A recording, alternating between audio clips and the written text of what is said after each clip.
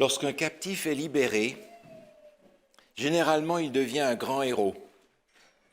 On pourrait trouver des images dans la parole de Dieu, on pourrait en trouver dans la vie quotidienne. Je me souviens des années en arrière, un collègue, pasteur de l'église adventiste, avait été pris par des rebelles dans un pays où il était missionnaire. Il a été capturé avec sa femme pendant un certain temps. Et lorsque finalement il a été libéré, toute l'attention était portée sur lui, on lui a demandé toutes sortes de choses, comment il avait vécu cette captivité, comment s'était passé, tous les détails de sa vie, et tout d'un coup il était devenu l'objet de l'attention de tout le monde. Dans la Bible, on a le même phénomène avec Joseph par exemple. Joseph qui est en prison et qui finalement va sauter de la prison sur le trône presque, à côté de Pharaon. Dans l'histoire, plusieurs situations se sont répétées de cette façon-là. Je pense par exemple à Nelson Mandela qui est passé aussi de la prison au siège du président. Ainsi, lorsque quelqu'un est libéré, généralement il devient un héros. Et ce phénomène se passe aussi dans le peuple de Dieu. Le peuple d'Israël a vécu 2 captivités, une en Égypte et une à Babylone. Et ces 2 captivités ont toutes les deux eu une issue extrêmement glorieuse. Elles ont été des épreuves difficiles pour le peuple, longues, pénibles, dont il ne voyait pas la fin. Mais l'issue de ces 2 captivités a été vraiment glorieuse chaque fois. Je pense à la sortie d'Égypte. La sortie d'Égypte est caractérisée par la célébration de la fête de la Pâque, où on va manger l'agneau, où chaque personne va pouvoir participer à ce repas de l'agneau. Et bien entendu, l'agneau représente l'agneau de Dieu qui ôte le péché du monde. Cette libération de l'Égypte va devenir dans toutes les Écritures le symbole, l'image même de la délivrance de l'esclavage du péché. Cet événement particulier de l'histoire va devenir le prototype de tout ce que nous sommes invités à vivre les uns et les autres dans notre expérience chrétienne, mais surtout du sacrifice de Jésus, le sacrifice de l'agneau. Et cette fête de Pâques, liée à la libération de la captivité de l'Égypte, est liée au ministère de Jésus lorsqu'il est venu la première fois dans ce monde mourir pour les pécheurs que nous sommes. La deuxième captivité, la captivité à Babylone, est différente. Après 70 ans, selon la prophétie, le peuple de Dieu est invité à retourner à Jérusalem. Mais c'est une captivité dans une espèce de cage dorée où tout va bien finalement, très différente de celle qu'il y avait en Égypte. De sorte que lorsqu'il est temps de retourner à Jérusalem et de reconstruire Jérusalem, la plupart des gens du peuple de Dieu n'ont pas vraiment envie de faire ce grand voyage pour retourner dans des ruines. Pourtant, de la part des prophètes, cet appel est lancé, un appel très clair que nous connaissons par plusieurs textes des Écritures. « Sortez de Babylone, mon peuple, afin que vous ne participiez pas à ses péchés et que vous n'ayez point part à ses fléaux. » Finalement, le petit nombre de ceux qui sont retournés en proportion de ceux qui étaient venus sont allés avec cette tâche difficile de retourner dans des ruines et de construire la nouvelle Jérusalem. On comprend dans cette issue de la deuxième captivité une image qui est directement associée non pas à la première venue de Jésus, mais à la deuxième. Construire la nouvelle Jérusalem. Ceux qui ont quitté l'Europe et qui sont venus s'installer sur la terre promise de l'Amérique du Nord ont souvent donné aux villes où ils se sont installés un nouveau nom par rapport aux villes où ils habitaient. Et vous avez la nouvelle York, vous avez la nouvelle Orléans, vous avez la nouvelle Berne, vous avez toutes sortes de nouvelles villes qui ont fleuri en Amérique du Nord à l'image des vieilles villes qui étaient de l'autre côté.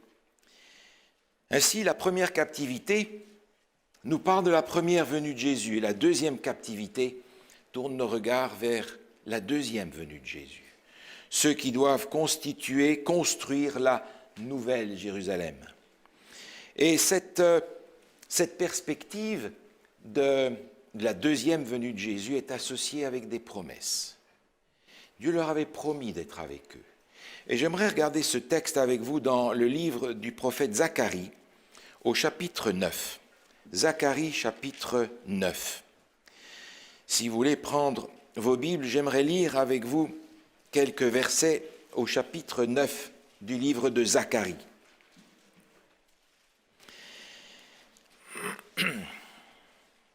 Zacharie, chapitre 9. Et pour toi, à cause de ton alliance scellée par le sang, je retirai tes captifs de la fosse où il n'y a pas d'eau. Retournez à la forteresse, captifs pleins d'espérance. Retournez à la forteresse, captifs pleins d'espérance. Aujourd'hui encore, je le déclare, je te rendrai le double. Ce texte qui s'adresse à ceux qui sont invités à revenir à Jérusalem sont des gens particuliers. D'abord, il nous est dit, à cause de ton alliance scellée par le sang.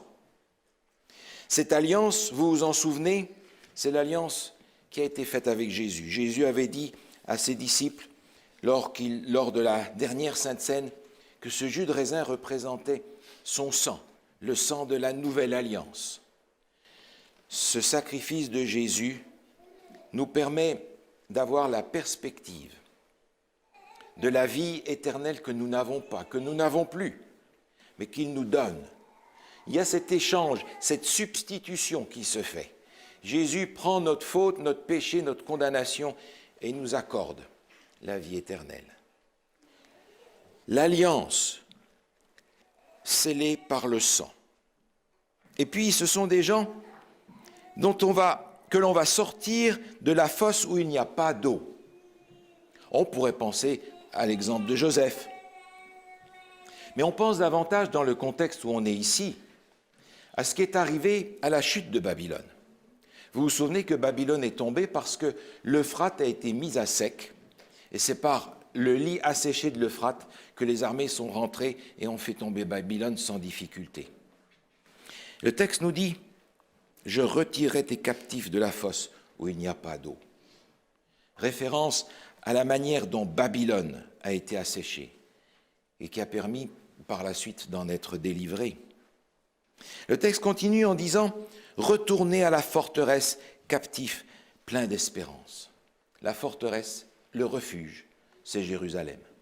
Retournez, parce que votre espérance, elle est là, elle n'est plus ici. Sortez de Babylone, afin que vous ne participiez pas à ces péchés. Finalement, il est dit « Aujourd'hui encore, je le déclare, je te rendrai le double ». Et on se dit, mais le double de quoi ? Oh, il suffirait de continuer à lire, parce qu'au chapitre 10, quelques versets plus loin, il est dit, Zacharie, chapitre 10, verset 1, « Demandez à l'Éternel la pluie du printemps. L'Éternel produira des éclairs, il vous enverra une abondance de pluie, il donnera à chacun de l'herbe dans son champ. » Le double de quoi ? Tout simplement, nous dit le texte, le double de cette pluie de l'arrière-saison, le double de cette portion du Saint-Esprit. Bien entendu, on pense à l'expérience d'Élisée, avec Élie, qui dit, si j'ai une chose à te demander, c'est d'avoir de la part du Seigneur une double portion de ton esprit. Alors je ne sais pas comment le Seigneur mesure et pèse ces portions, mais Élisée avait l'impression que la portion d'Élie était déjà pas mauvaise, mais que pour faire la tâche qui venait maintenant sur ses épaules, il fallait 2 Élie pour qu'il puisse en sortir. Et il va demander cette double portion, cette mesure spéciale de Dieu, de son Saint-Esprit, pour accomplir la mission. Pour accomplir la mission. Ce n'était pas pour être un plus grand prophète, plus riche, plus renommé, plus puissant. C'était pour accomplir la mission. Et cette mission, Élisée l'a accomplie parce que Dieu lui a donné cette mesure particulière de son esprit nécessaire dans un temps particulier. Je pense à cette mission en pensant au psaume 50.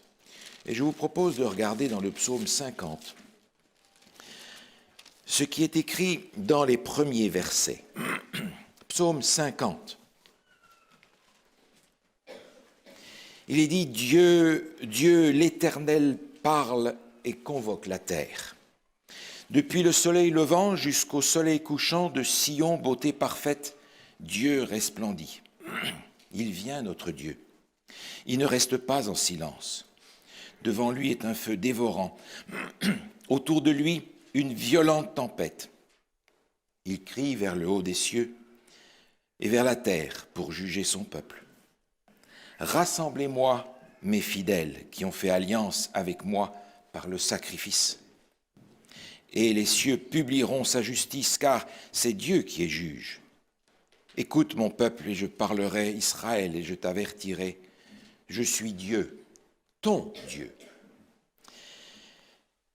On ne peut pas s'empêcher de voir dans le texte de Zacharie, que nous avons vu tout à l'heure, un écho de ce passage écrit par Asaph, où il est question ici de Sion et de Dieu qui convoque toute la terre et qui est présenté comme le juge de la terre. Et vous avez remarqué, il est dit au verset 5, « Rassemblez-moi mes fidèles, ceux qui ont fait alliance avec moi par le sacrifice. » La même expression que l'on avait dans Zacharie chapitre 9. Ceux qui ont fait alliance avec moi par le sacrifice. On pourrait se demander de quel sacrifice il s'agit. Mais Dieu répond, il dit, je ne suis pas seulement Dieu, je suis ton Dieu. Et il y a une dimension individuelle ici. Pour chacun, Dieu est son Dieu. Parce que, vous vous en souvenez, lorsque Dieu convoque toute la terre, il ne va pas sauver les hommes par groupe ou par église ou par ethnie. Il va sauver tous ceux qui ont fait alliance avec lui par le sacrifice. C'est un appel qui s'adresse à chacun. Dieu veut rassembler son peuple, le rassembler pour un temps particulier qui est le temps du jugement. Nous en avons parlé tout à l'heure du jugement dans le cadre de l'école du sabbat, et cette notion du jugement dans le monde d'aujourd'hui est souvent mal perçue. Cependant, pour prendre ce que la Bible nous dit à ce sujet-là, j'aimerais vous proposer de regarder juste quelques versets dans le psaume 98. Psaume 98, où il est dit, à partir du verset 6, psaume 98, verset 6, « Avec les trompettes et au son du cor, poussez des cris de joie devant le roi l'Éternel, que la mer retentisse avec tout ce qu'elle contient, que le monde et ceux qui l'habitent éclatent d'allégresse, que les fleuves battent des mains, que toutes les montagnes poussent des cris de joie devant l'Éternel. Car il vient pour juger la terre, il jugera le monde avec justice et les peuples avec équité. » Le jugement de Dieu est introduit par le son de la trompette et du cor et par la joie de la terre entière et la joie de la terre entière et de ceux qui l'habitent. Parce qu'enfin, Dieu va juger et faire justice à ses enfants. Le jugement, c'est la réhabilitation de ceux qui appartiennent à Dieu et qui ont fait alliance avec lui par le sacrifice. Il y a donc raison de se réjouir du jugement de Dieu. Dans le livre du prophète Joël, nous retrouvons ce jugement de Dieu dans un contexte bien particulier. Joël, chapitre 3. Dans le livre du prophète Joël se trouvent plusieurs chapitres qui ont tous une connotation eschatologique, c'est-à-dire qui concernent la fin des temps. Et au début du chapitre 3, nous pouvons lire ceci. « Car voici, en ces jours, en ce temps-là, quand je ramènerai les captifs de Juda et de Jérusalem, je rassemblerai toutes les nations. Je les ferai descendre dans la vallée de Josaphat. Là, j'entrerai en jugement avec elles au sujet de mon peuple, d'Israël, mon héritage, qu'ils ont dispersé parmi les nations, au sujet de mon pays, qu'elles se sont partagées. Dans ce temps-là, dit Dieu, je vais faire venir tous les captifs, mes captifs de Juda, mes captifs de Jérusalem, tous mes enfants qui ont été captifs, je vais les rassembler avec toutes les nations. Et ils vont passer dans la vallée de Josaphat. Josaphat signifie « le Seigneur a jugé ».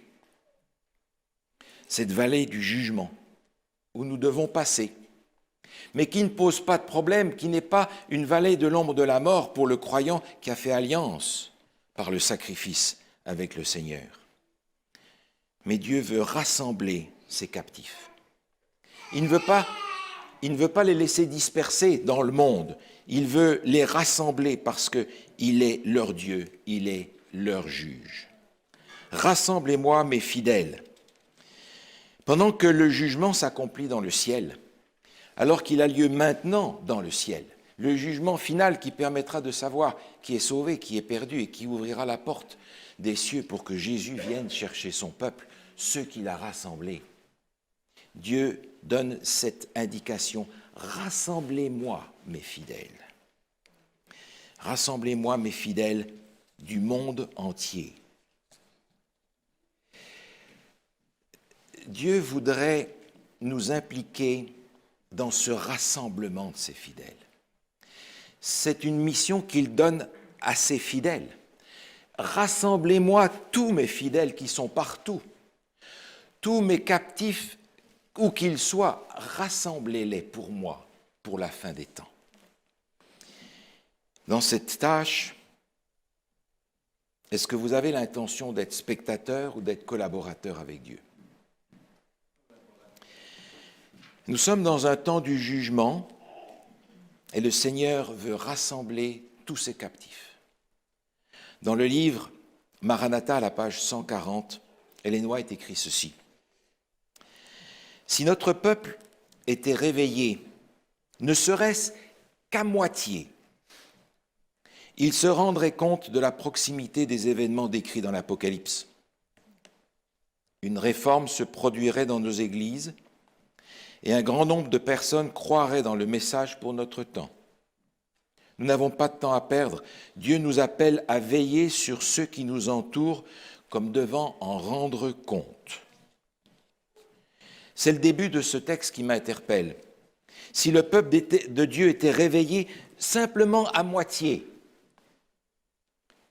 une réforme se produirait.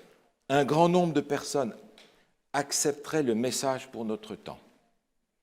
Alors, je fais la réflexion dans l'autre sens et je me dis, peu de gens acceptent le message pour notre temps aujourd'hui. Est-ce que ça veut dire que nous ne sommes même pas à moitié réveillés ? C'est ce qui m'inquiète. C'est ce qui m'inquiète pour moi parce que j'ai à cœur de répandre l'Évangile et de voir le succès de l'Évangile dans le monde d'aujourd'hui. Et pourtant,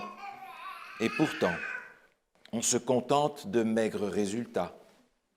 Beaucoup de gens entendent la parole de Dieu, mais ne jugent pas qu'il est nécessaire, opportun ou urgent de s'engager.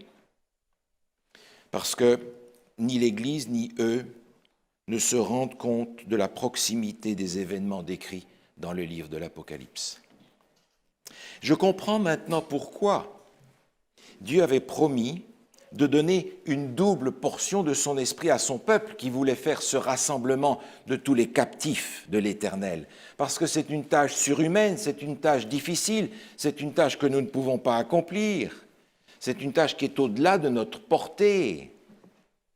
C'est une tâche qui ne sera accomplie que par une double portion de l'Esprit de Dieu.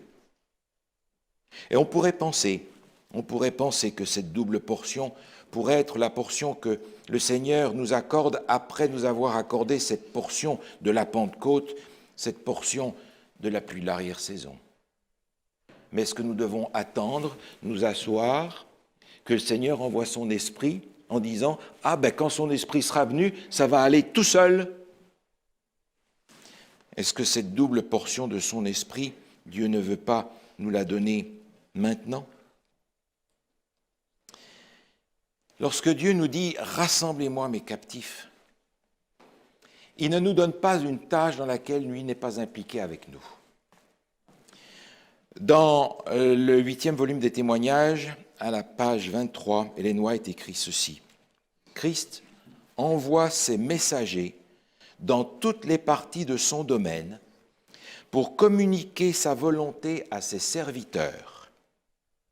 Il marche au milieu de son Église. Il désire sanctifier, élever, ennoblir ses disciples. Montrons par notre vie ce que la grâce divine peut faire pour l'humanité. » Je suis touché à l'idée que Dieu envoie ses messagers, entendez là, ses anges, partout dans son domaine pour communiquer sa volonté à ses serviteurs. Et nous sommes tous ses serviteurs. Si le Seigneur envoie ses anges pour nous soutenir dans la tâche, alors moi je veux bien y aller. Parce qu'il n'envoie pas seulement ses anges, il nous donne cette double portion de son esprit dont nous avons besoin. Et je crois qu'en regardant ce qui se passe dans le monde, ce qui se passe dans l'Église, il devient clair que dans notre temps, Dieu a commencé ce rassemblement. J'aimerais vous raconter juste 3 histoires qui sont des histoires vraies, vécues, et qui me parlent très profondément de ce rassemblement que Dieu est en train de réaliser dans le monde où nous sommes. Rassemblement auquel nous sommes invités à collaborer. Mark Finlay racontait l'histoire d'une Bible spéciale qu'il avait en main et qu'il nous avait montrée, une Bible tachée de sang. L'histoire de cette Bible est tout à fait particulière. Elle se passe en Colombie, dans une ville, Bucaramanga. Tel est son nom. Il y a pas mal d'années en arrière, José Prada était un enfant de 2 ans. Ses parents, qui étaient des membres de l'église adventiste, observaient le sabbat. Mais il n'y avait pas d'église là où ils étaient. Alors ils observaient le sabbat à la maison, régulièrement. Mais à cause de leur foi, ils étaient profondément haïs par leur entourage. Si bien que, exaspérés par ces croyants, des gens de leur entourage ont payé d'autres personnes pour aller les tuer. Un sabbat matin, qui était en fait le jour de l'anniversaire de Josué, son 2e anniversaire, ces meurtriers sont arrivés à la maison et ils ont vu le père de Josué qui lisait sa Bible. Et il lisait sa Bible qui était ouverte dans l'évangile de Jean, au chapitre 12. Et au chapitre 12 de l'évangile de Jean, il y a ce passage au milieu de la page de cette Bible, où il est dit, au verset 25, « Celui qui aime sa vie la perdra, celui qui hait sa vie dans ce monde la conservera pour la vie éternelle. » Alors qu'il était en train de lire ces passages, les meurtriers ont tiré sur lui et l'ont tué. Et il est tombé sur sa Bible ouverte. Et c'est là-dessus que le sang est tombé. Entendant le bruit, sa femme, qui était dans un autre endroit de la maison, a donné les enfants à quelqu'un qui était dehors parce qu'elle a entendu les coups de feu. Une personne à l'extérieur a pris les enfants, elle a été les voir, elle a vu son mari mort, et c'est à ce moment-là qu'ils ont cette fois-ci tiré sur elle pour lui donner aussi la mort. Josué et ses frères ont été élevés par des non-croyants. Puis avec le temps, il a appris à connaître l'histoire de ses parents. Quelques personnes de sa famille sont devenues adventistes aussi. Et les années ont passé. Josué connaissait son histoire, mais il a vécu comme beaucoup de gens de son temps, en pensant qu'il il avait le temps. Les années ont passé. Et en 2014, Roberto Costa, qui est responsable de « Il est écrit en espagnol », est allé dans la ville de Bucaramanga pour faire une campagne d'évangélisation. Cette année-là, Josué avait 75 ans. 73 ans s'étaient passés depuis que ses parents avaient été assassinés. Il a assisté à cette série de conférences données par Roberto Costa. Et touché par le message, il a demandé à être baptisé. Josué a été baptisé à l'âge de 75 ans. Lorsqu'il est sorti du baptistère, un homme est venu de l'assemblée, est venu vers lui et l'a serré dans ses bras. Cet homme lui a dit « Je suis le fils de celui qui a ordonné de tuer tes parents. Moi aussi, je suis membre de l'Église adventiste à laquelle tu fais partie maintenant. » Le Seigneur rassemble ses captifs dans le monde entier. Et il le fait de façon surprenante, de façon inimaginable, de façon à ce que personne ne puisse dire « c'est une coïncidence » ou « c'est grâce à l'intelligence ou à l'éloquence du prédicateur ». Dans un pays d'Europe centrale qui n'est pas mentionné, pour des raisons évidentes, un pasteur adventiste avait le désir avec sa communauté de construire une église. Pour pouvoir acheter les matériaux, il fallait avoir la permission du gouvernement. Alors ce pasteur est allé au bureau pour demander la permission d'acheter les matériaux pour construire l'église. La femme qui était responsable de ce service lui a dit non. Donc il a appliquer ce que le Seigneur dit dans sa parole avec l'histoire de la veuve. Il est retourné, et retourné, et retourné, et retourné tellement souvent que cette femme en a eu assez de lui dire non. Un jour, il est retourné demander cette autorisation sans même le regarder, sans même lui parler. Elle a tamponné le papier et elle lui a donné ce papier. Filez hors d'ici. Il est parti avec la demande acceptée. Alors il a été acheter les matériaux et il a construit avec son église une belle église en briques. Bien plus tard, un garçon demande à sa maman et lui dit « Écoute, le jour de mon anniversaire, j'aimerais bien que tu me donnes toute cette journée et qu'on soit ensemble. » Je ne sais pas quel âge avait ce garçon. Il n'était probablement pas tout à fait tout jeune. Mais il demande à sa maman, je voudrais que le jour de mon anniversaire, on puisse être ensemble tous les deux cette journée-là. Alors la maman, elle a accepté. Sa maman était un haut fonctionnaire, femme d'affaires sophistiquée, qui s'appelait Tatiana. Alors, le jour de son anniversaire, ce garçon qui emmène sa maman, elle ne savait pas où elle allait, mais ce garçon emmène sa maman dans une église chrétienne en briques. Et la maman, lorsqu'elle a vu où elle se fait emmener, elle n'était pas contente parce qu'elle était bien entendu athée, comme tout le monde devait être athée dans cet endroit-là, à ce moment-là. Alors, honteuse de se trouver dans ce lieu-là, elle se cache dans son foulard et elle assiste avec son garçon au culte. Il avait bien fallu suivre sa promesse. Lorsque le service est terminé, elle veut s'enfuir avec son garçon. Elle dit « Attends. » Et son garçon court vite voir le pasteur et lui parle à l'oreille. Tatiana attend avec impatience de pouvoir sortir de ce lieu.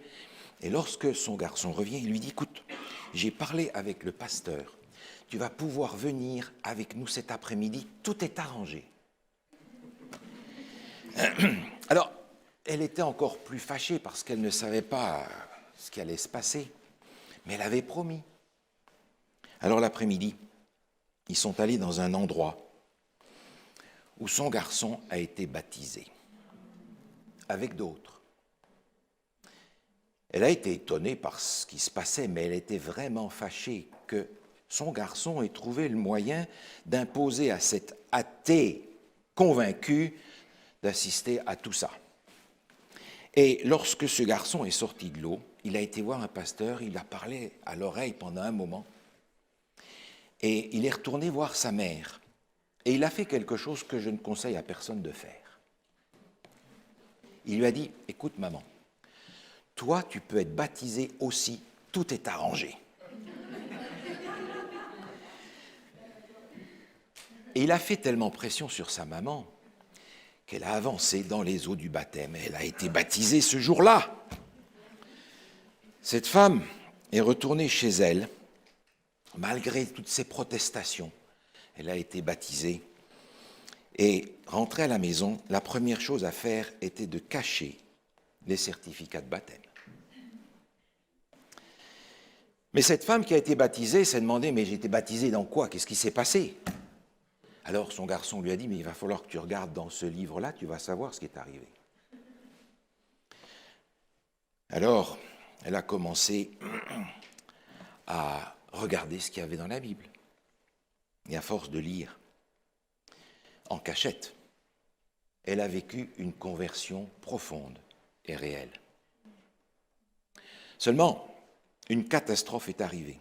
Un jour, son garçon lui a dit, « Maman, papa a trouvé les certificats de baptême. » Ça, c'était un gros problème, parce que le soir, lorsqu'il est rentré, il a piqué une colère rouge, noire, enfin la couleur que vous voulez, mais il a crié sur sa femme, comme jamais dans sa vie. « Comment as-tu osé faire ça ?» Cette femme, qui avait vécu quelque chose de proche avec le Seigneur, a envoyé vite une prière à Dieu pour lui dire « Que dois-je faire ?» Et elle lui a dit « Écoute, regarde sur les certificats de baptême la date à laquelle ça a été fait. » Plusieurs années étaient passées. Et elle lui a dit « Est-ce que depuis cette date, est-ce que tu trouves que je suis une meilleure épouse, une meilleure compagne, une meilleure aide pour toi? Est-ce que tu trouves que je suis plus gentille ou moins gentille, plus attentionnée ou moins attentionnée? Si tu trouves que je suis pire qu'avant, alors je veux bien partir. » Il ne s'attendait pas à une réponse comme ça, il a commencé à réfléchir, et puis il s'est dit que finalement, c'est vrai que depuis un bon moment, c'était plus la même personne, qu'elle était effectivement différente. Alors il a admis que sa réflexion était juste. Et cette femme est restée. Mais lui s'est demandé comment ça se fait qu'elle a changé comme ça. Alors, ils ont étudié la Bible. Et à ce moment où l'histoire nous a été racontée, toute la famille allait chaque sabbat dans l'église en briques, qu'elle avait permis de construire. Le Seigneur rassemble ses enfants.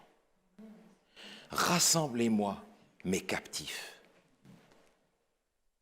En 2013, un pasteur reçoit un coup de téléphone. Cette histoire a été racontée dans un bulletin de la Radio Mondiale Adventiste en octobre 2013. Un pasteur adventiste reçoit un téléphone de quelqu'un qui lui demande une visite.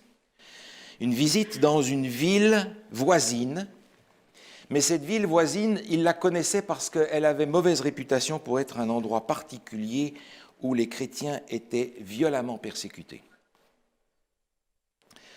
Le nom de cette ville a rendu quand même ce pasteur un petit peu nerveux, ne sachant pas pourquoi on voulait le faire venir. Mais il y va quand même. Il va à l'adresse qu'on lui donne, et la personne qui lui ouvre, il la reconnaît, il ne la connaît pas, mais il se rend compte que c'est un chef religieux de la religion locale, traditionnelle. Et là, il a encore plus peur. Mais on lui ouvre la porte et on l'invite à entrer. Et il se demande si ça ne va pas être son dernier jour de vie. Il entre et ce chef religieux le fait rentrer dans une pièce où il rencontre là 30 hommes assis. Et là, il a du mal à garder son calme parce qu'il se demande ce que ces 30 hommes vont lui faire. Et le chef, une fois qu'il est installé dans la compagnie de ces 30 personnes, lui dit « Pasteur, est-ce que vous pourriez nous baptiser maintenant en secret ?» Ce n'était pas exactement ce qu'il attendait. Et il a été pris de court, démuni. Alors, il dit, mais je voudrais d'abord savoir si vous êtes prêt à être baptisé. Alors le chef a dit, mais allez-y, posez vos questions. Et il a fait ce que ce chef lui a demandé. Il a commencé à poser tout un tas de questions sur la parole de Dieu à tous ces 30 hommes qui étaient là. Et ce pasteur était absolument époustouflé d'entendre les réponses qu'ils ont données, qui étaient non seulement des réponses justes, mais des réponses convaincues, claires, bibliques. Quand il a eu fini de les interroger, il leur a dit « Mais comment est-ce que vous êtes arrivés à comprendre tout ça? Comment ça se fait?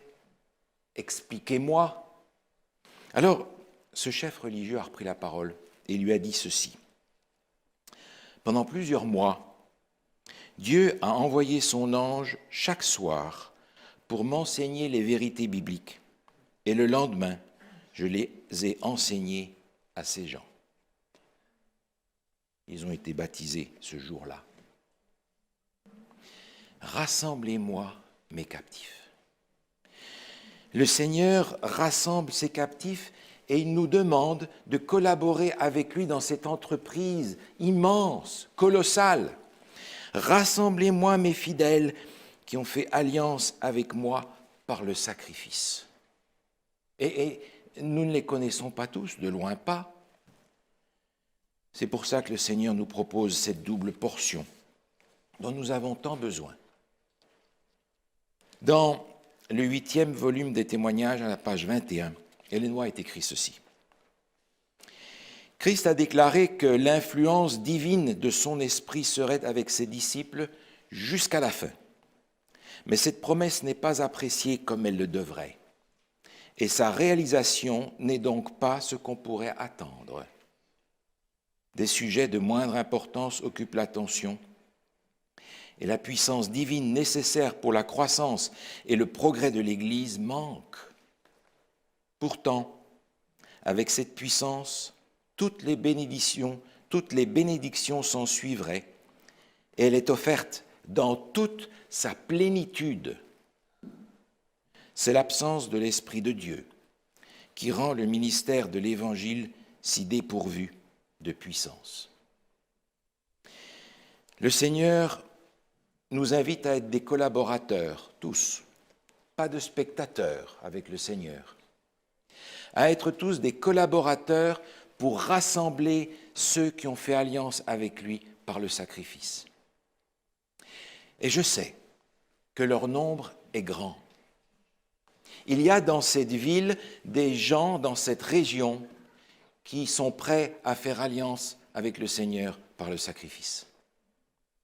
Non seulement en recevant le sacrifice que Jésus a fait pour eux, mais en faisant le sacrifice d'appartenir à Dieu. Où sont-ils? Le Seigneur nous demande « Rassemblez-moi mes fidèles qui ont fait alliance par le sacrifice. » C'est un ordre que le Seigneur nous a donné à la fin des temps, alors que le jugement est en train de se dérouler dans le ciel, alors que les derniers événements du monde sont en train de se développer autour de nous et que les non-croyants les voient, alors que nous voyons dans l'Église ce rassemblement se produire progressivement, miraculeusement par l'action de la puissance de Dieu. Dieu nous donne cette mission. Rassemblez-moi, mes fidèles. Amen.